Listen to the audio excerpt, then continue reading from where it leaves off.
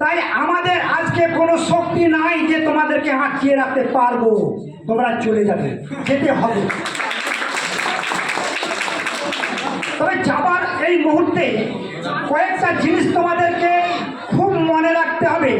মৌলানা আবুল কালাম বলেছেন যে স্বপ্ন সেটা নয় যেটা তুমি ঘুমিয়ে ঘুমিয়ে দেখো, স্বপ্ন হলো ওটাই যেটা পূরণের লক্ষ্যে তোমাদের রাতে ঘুম আসে না।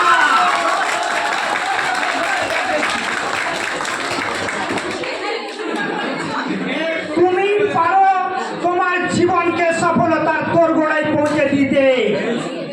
আজ যে তোমাকে তোমার মোবাইলে তোমার ফোনটা রিসিভ করছে না, এমন কিছু করো যাতে সে একদিন তোমাকে গুগলে সার্চ করে।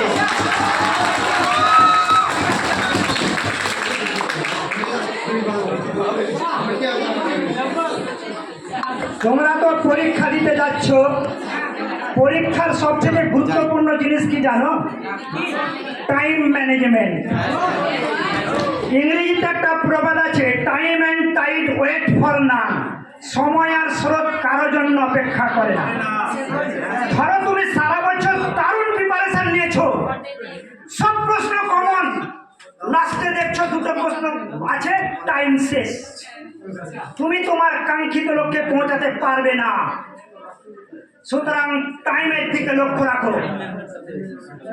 বাংলা একটা প্রবাদ আছে, যে সময়ের মূল্য বোঝে না সে কোনো কিছুরই মূল্য বোঝে না। সুতরাং টাইম সেট করো। পরীক্ষায় আর একটি গুরুত্বপূর্ণ কি জানো? কিওয়ার্ড সেট করো।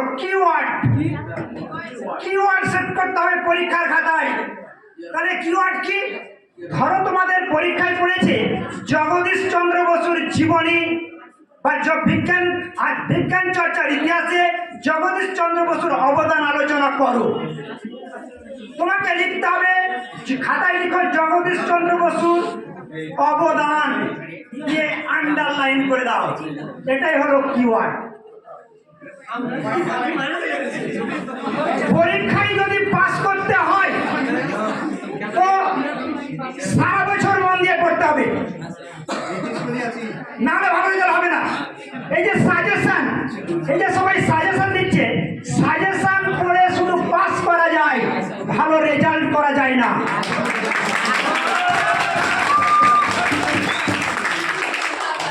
আমার একটা খানবিদ্যা চর্চা ইউটিউব চ্যানেল আছে,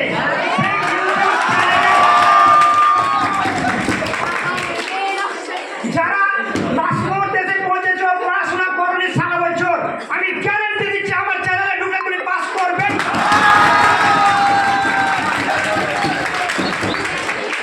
আমার চ্যানেলে ঢুকে তুমি পাস করবে, কিন্তু ভালো রেজাল্ট করতে পারবে না।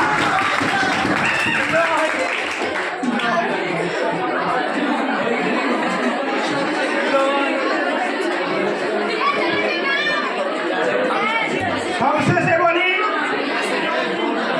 আমাদের অভিভাবিকেরা মনে করে যে তাদের ছেলেমেয়েরা আকাশ ছোঁয়া নম্বর পেয়ে সবাইকে চমকে দিই। এরকম শিক্ষা ব্যবস্থায় ছাত্রছাত্রীরা পরস্পর সিঁড়ি বেয়ে পরের শ্রেণীতে চলে যায় ঠিকই, কিন্তু আমাদের ছাত্রছাত্রীরা বিশ্বের দরবারে পৌঁছাতে পারে না। আমরা বিশ্বের দরবারে পৌঁছাতে ব্যর্থ হই, কেননা এরকম শিক্ষা ব্যবস্থায় আসল শিক্ষা হয় না।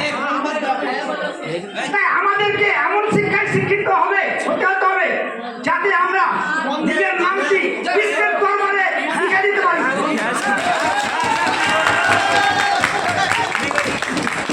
তাই বলি, চলে যাবো যতক্ষণ দিয়ে আছে প্রাণ, প্রাণ করে সরাবো এই পৃথিবীর জঞ্জাল। এ বিশ্বকে শিশুর বাচ্চক্য করে যাবো আমি নবজাতকের কাছে, এ আমার দৃঢ় অঙ্গীকার।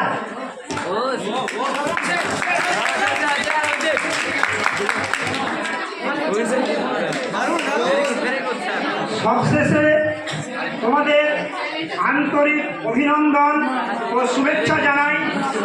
তোমরা অন্তত পরীক্ষার প্রথম দুটি পেজ কোনো কাটাকাটি করবে। প্রথম দুটি পেজ যদি তোমরা কাটাকাটি করো, তাহলে এক্সামিনার একেবারে বিরূপ মনোভাব সৃষ্টি হয়। যদি এক্সামিনারকে ইমপ্রেস করতে হয়, সবার হয়তো হাতে লেখা ভালো নয়, মোটা মোটা করে লিখো, প্রথম দিকে কোনো কাটাকাটি করো না। যদি ভুল হয়ে যায় একটা আন্ডারলাইন, নিজের দিয়ে একটা আন্ডারলাইন করে দাও। আর আরেকটা জিনিস হচ্ছে সিরিয়াল দেখার চেষ্টা করো, মানে প্রত্যেকটা প্রশ্ন পর যদি থাকে এক্সামিনারের দেখতে সুবিধা হবে। এক নম্বর লিখে তারপরে 12 নম্বর আগে এরকম করবে না, 1 2 3 4 করে লিখো, তাহলে দেখবে যে পরীক্ষায় ভালো রেজাল্ট হবে।